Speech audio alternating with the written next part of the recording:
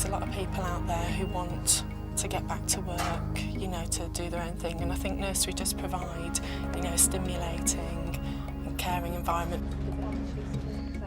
Today, more and more children are spending more and more time at younger and younger ages in non-maternal care arrangements. I think we have reason to be concerned. I don't think we should be unduly concerned about children spending time in daycare, but I do think we need to be informed about what the effects of daycare are. So what are the effects of this explosion of daycare on children's development?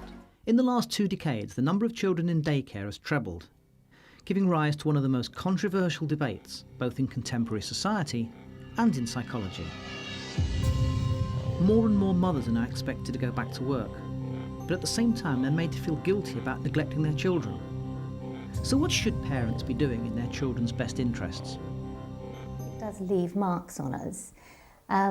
If we've had a happy childhood and loving relationships, then I think it's given us a secure foundation on which we then build. I think you've got to be loved to be able to give love to others. Central to all this is the concept of attachment. Attachment is defined as the affectional or emotional bond that an infant and even young child forms or establishes with their principal caregiver or caregivers. So it's really a love tie. A baby is in love with his or her mother or father or child care provider. Bobby believed that emotional care was important for development as important for development as physical care.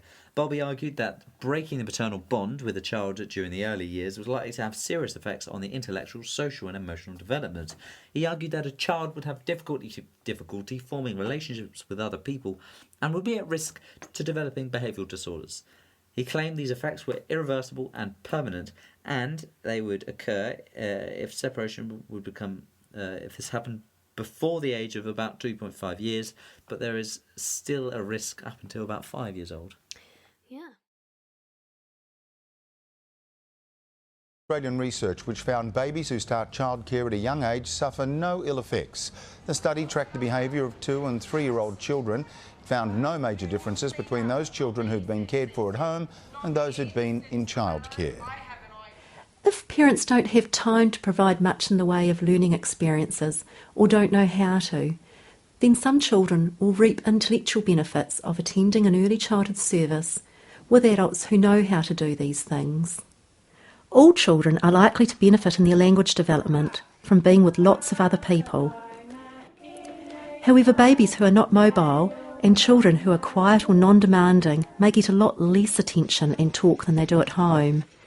Their language development will be disadvantaged by being in group care unless the centre staff are really onto providing lots of interaction, as you would normally see between a child and his or her parent. Too much time in childcare can be bad for parent-child relationships because new parents can struggle to develop their parenting skills. Space in centres can be noisy and crowded. Imagine 40 or more children plus adults in a building that's no bigger than an average 3-bedroom home. For children attending only a few hours a day, this is not too much of a problem.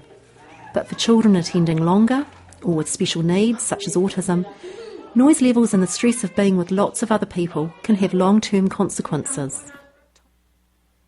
Through a variety of current experiments based on the strange situation used by psychologist Mary Ainsworth in the 1960s, it is now devastatingly clear that when babies are placed in other-than-mother care during the first year of life, even good quality care, quote, about 50% are insecurely attached to their mothers. Ainsworth's technique was to ask mothers to leave their children in a room with a total stranger, abruptly and without explanation to the child, the strange situation, and then reappear some minutes later. The results were decisive. During the mother's sudden absence and on her reappearance, the children demonstrated clear differences in attachment, ranging from callous indifference and anger to joy on reuniting. Pennsylvania State University's Jay Belsky, who formerly argued for the harmlessness of daycare, now says that daycare erodes a child's sense of trust and order in the world. And Belsky, Barglow, and others argue that when mothers leave infants in daycare, especially for more than 20 hours each week, children read this as parental rejection. The point here is that extensive daycare serves to restructure the mother-infant relationship. If widespread, it may dangerously restructure society itself. A clear sense of the problem can be grasped from the turnover rates of childcare workers between 40 and 60% per year. Attachment is impossible under such circumstances.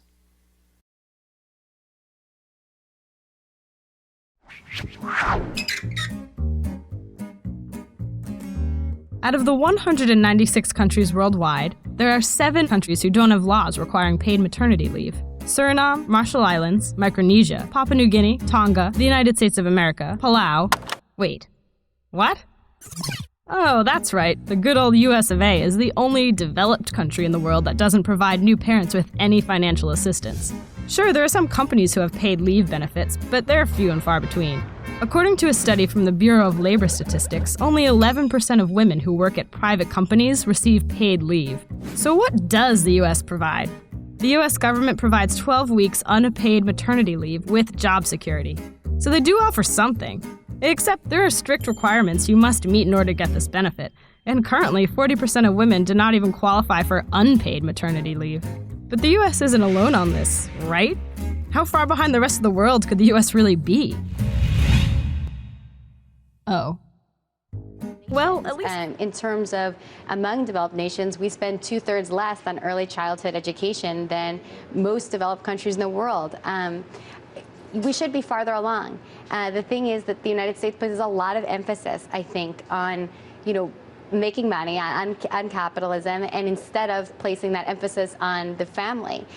In developing countries, they realize that an investment in women is an investment in children, and an investment in children is the future. So you have basically.